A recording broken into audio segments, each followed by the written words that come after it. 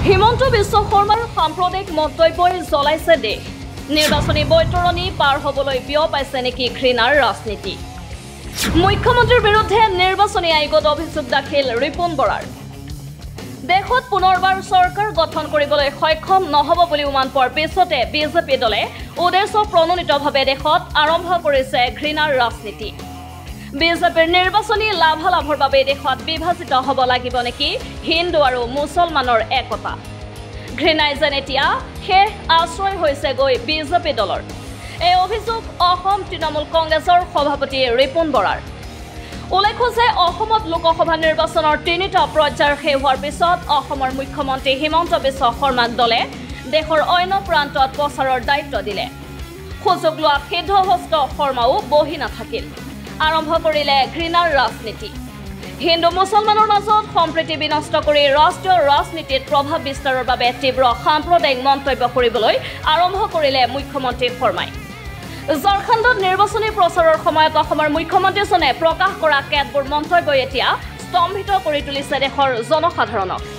ইতিমধ্যে তেওঁৰ বক্তব্যৰ বিৰুদ্ধে নিৰ্বাচনী আয়োগত অভিযোগ দাখিল কৰিছে অসম তৃণমূল কংগ্ৰেছ দলৰ সভাপতি ৰিপুণ বৰাই। ৰিপুণ বৰাই অভিযোগ পত্ৰত উল্লেখ কৰে যে মুখ্যমন্ত্ৰী ডক্টৰ হিমন্ত বিশ্ব শৰ্মাই নিৰ্বাচনী আচৰণবিধি ভংগ কৰাৰ লগতে দেশত অশান্তিৰ বীজ ৰোপণ কৰিছে। শুনক ৰিপুণ বৰাৰ মন্তব্য।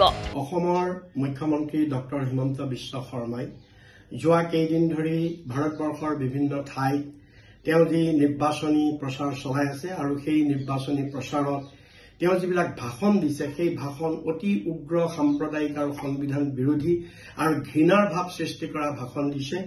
ভাৰতবৰ্ষৰ সংবিধানত আৰু সুপ্ৰিম কোৰ্টৰ স্পষ্ট নিৰ্দেশনা থকাৰ পিছতো আৰু নিৰ্বাচনী আয়োগৰ স্পষ্ট নিৰ্দেশনা আৰু মডেল কোড অফ কণ্ডাক্টত ইয়াক সম্পূৰ্ণৰূপে নিষিদ্ধ কৰাৰ পিছতো হিমন্ত বিশ্ব শৰ্মাই বেপৰুৱাভাৱে তেওঁ যি ধৰণৰ সাম্প্ৰদায়িক মন্তব্যবোৰ দি ফুৰিছে ই দেশৰ গণতন্ত্ৰৰ প্ৰতি এক সাংঘাতিক ভাবুকি আনিছে। আৰু আজি এই সন্দৰ্ভত মই অসম তৃণমূল কংগ্ৰেছৰ তৰফৰ পৰা যোৱা 15 মে তাৰিখে ডক্টৰ হিমন্ত বিশ্ব শৰ্মাই ঝাৰখণ্ডত এখন নিৰ্বাচনী সভাত তেওঁ যি ধৰণৰ মন্তব্য ৰাখিছিল তাৰ ওপৰত আজি নিৰ্বাচনী আয়োগক এক অভিযোগ দিছো।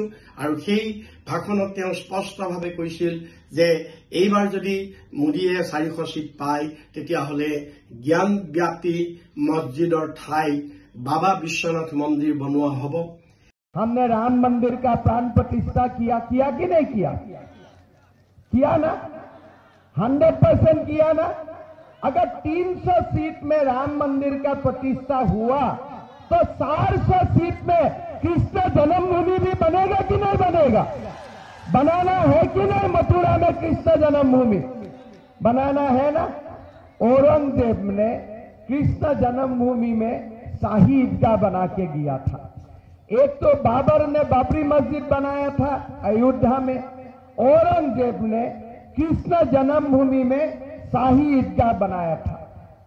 आज अभी समय आया कि नहीं ईदगाह का जगह में वहां में भी भव्य मंदिर बनाने का समय आया है कि नहीं। आप लोग बताइए बनाना चाहिए कि नहीं बनाना चाहिए। कृष्ण जन्मभूमि बनाना चाहिए ना।